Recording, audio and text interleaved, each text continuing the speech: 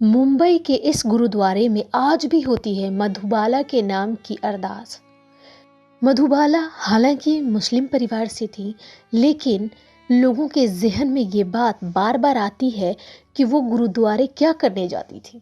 लेकिन ये आस्था की बात है। मधुबाला के नाम पर मुंबई के अंधेरी के गुरुद्वारे में आज भी अरदास करवाई जाती है।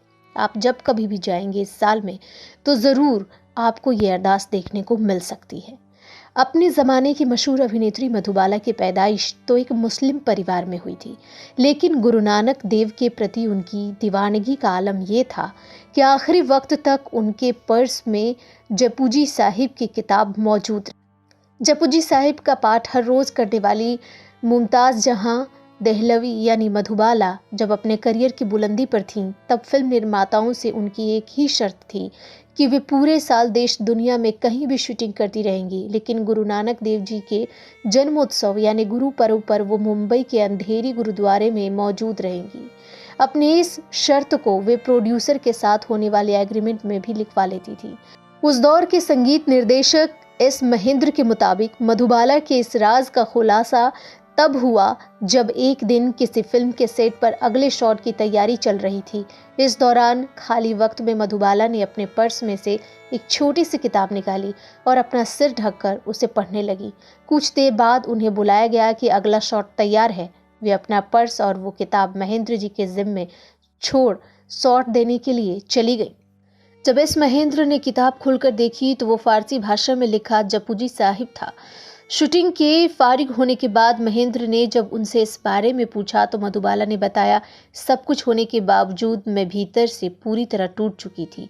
तब एक दिन मेरे एक जानकार अंधेरी के गुरुद्वारे में ले गए। दर्शन के बाद वहां के ग्रंथी को जब मेरी परेशानी के बारे में बताया तो उन्होंने रोज जपूजी साहिब का पाठ करने का सुझाव दिया। चूंकि मुझे गुरुमुखी नहीं आती, लिहाजा मैंने फारसी भाषा में छपी ये किताब मंगवाई। तब से मैं इसे बगैर नागा किए पढ़ती हूँ। एक अजीब सा सुकून व शांति मिलती है। अंधेरी गुरुद्वारे के ग्रंथी बताते हैं कि 1969 में अपनी मौत से 7 साल पहले मधुबाला ने इच्छा जाहिर की थी कि वो गुरु नानक देव जी के जन्मोत्सव पर लंगर की सेवा देना चाहती हैं। उस दिन के लंगर पर जितना भी खर्चा आता है उसका चेक वो गुरुद्वारा कमेटी को दे देती और ये सिलसिला 7 साल तक लगातार चलता रहा।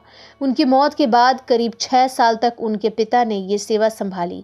पिता के देहांत के बाद गुरुद्वारा कमेटी और वहां के श्रद्धालुओं ने तय किया कि मधुबाला भले ही सशरीर नहीं हो, लेकिन नानक देव के प्रति उनकी अगाध श्रद्धा आज भी इस गुरुद्वारे में जीवंत है।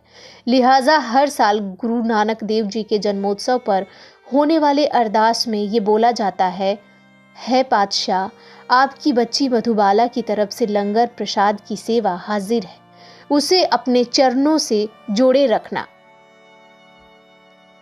तो मधुबाला का ये दिलचस्प किस्सा आपको कैसा लगा, हमें कमेंट करके ज़रूर बताएं। देखते रहें बिग स्क्रीन, सब्सक्राइब करें और बेल आइकन दबाएं।